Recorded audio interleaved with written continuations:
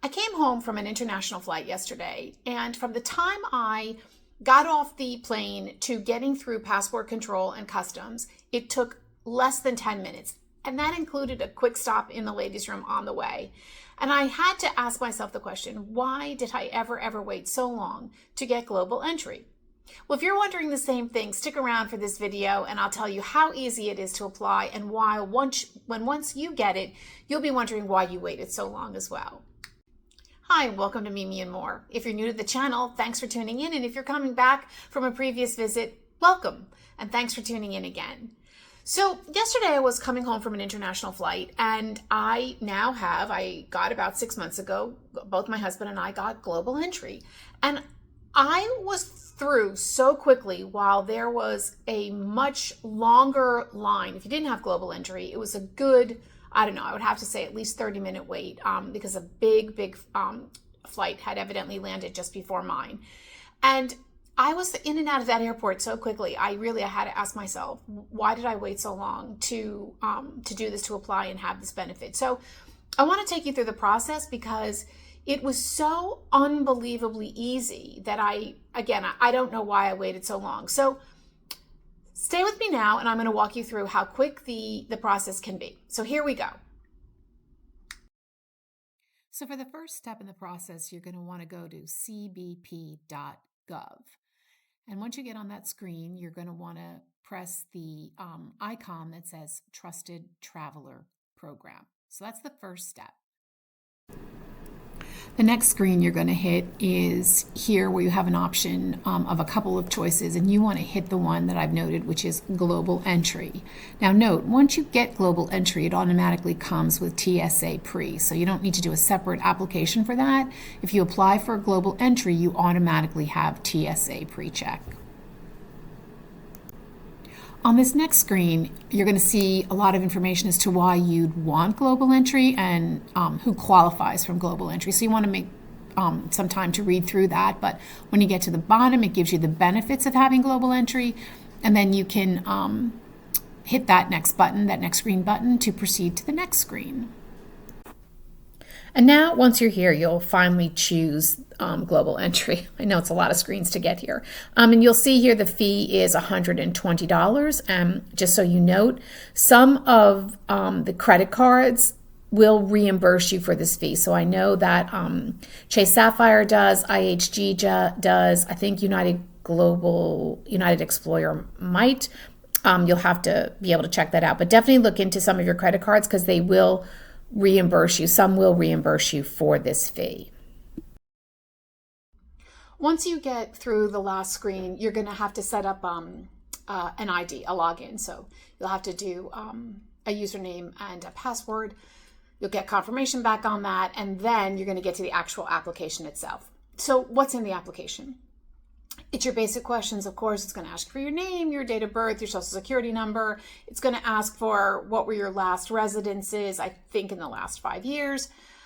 It's going to ask for your employment status. So they're going to want the name of your employer. If you're currently employed, if you're retired, you do that box. If you're a stay-at-home parent, there is a drop down and you can choose from those and then give the information accordingly.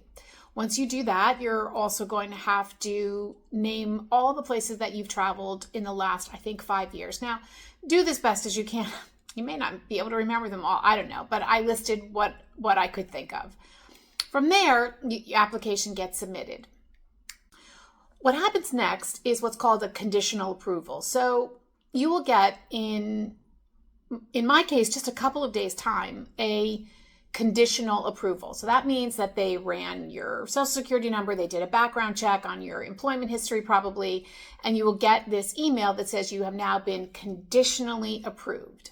So it doesn't mean you're finally approved yet. The last stage is an in-person interview. Now, here's where it gets interesting.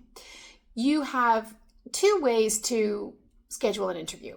If by some chance you are flying home from an international flight after you've received this conditional approval, you can actually, while you're going through Customs and Border Protection, you can do your in-person appointment there. So what we did was we went through the line, we stayed in the line, we went through the process as we know it.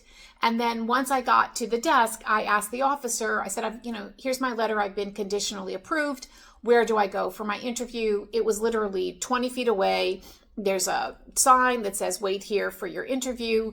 We stood in line and we went through the interview in just a couple minutes time. If you are not,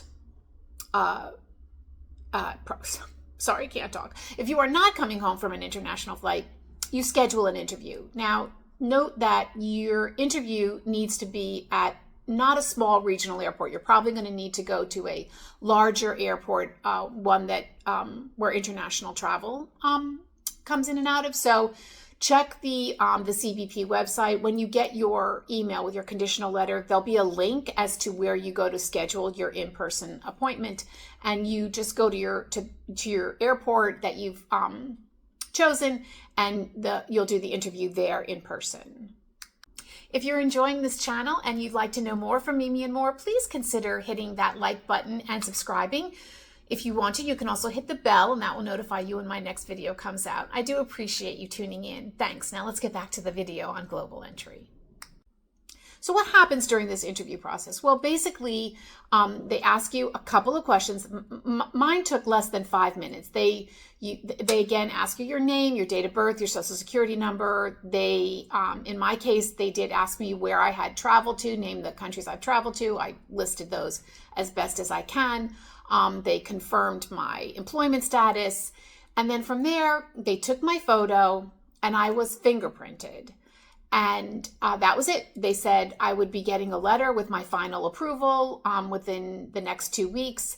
And then from there, I would you get a card, a global entry card. So honestly, I had the notice the next day that I was I had a final approval, and my card came in less than a week. So this whole process for me took less than 3 weeks from start to finish. Now, the timeline may be different. Getting an interview might be longer in whatever area of the country you may live in. In my case, we just literally happened to be coming home from a flight just a couple of days after we got conditionally approved. So for me, the process was very, very fast. If you need to make an in-person appointment and your appointment date is kind of far out, keep checking on the website because often I understand appointments show up and you may be able to get one even sooner.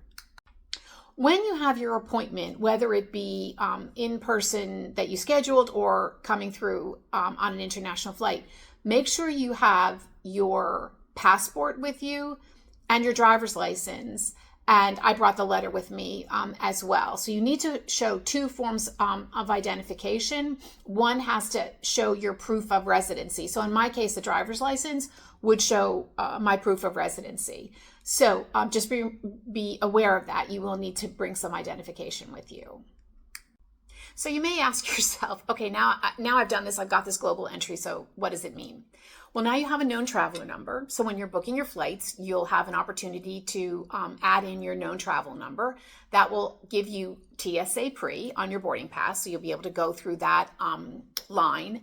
And then what happens when you come home from an international flight, you will look for the sign that says global entry. You'll go through that line, which in my case, now I've done it twice, and there is no line. And what you end up doing is you get to a kiosk. At the kiosk, they take your picture. That's it. You don't have to scan your passport. You don't have to do anything. Show your little card. They take your picture. It says approved or okay, something like that. And then you walk, 10 feet. There's a TSA agent sitting there. He looks at whatever he's got on the screen. He looks at you. In my case, he said my name, nodded his head. He said, you're good to go. So that's it. I mean, I literally came off an airplane and got through and, was ready to walk out of the airport to get my Uber in 10 minutes. So there you go. Thanks for tuning in. I do hope you found this video helpful in how to apply for global entry. It really is very, very easy. And I'm finding that the time limit in when I applied as to when I actually received my card was really just a couple of weeks. So if it's something that you're interested in, if you do a tremendous amount of international travel, I really do recommend it. So again, thanks for sticking with me, for watching, and I'll hope to see you again soon. Thanks. Bye-bye.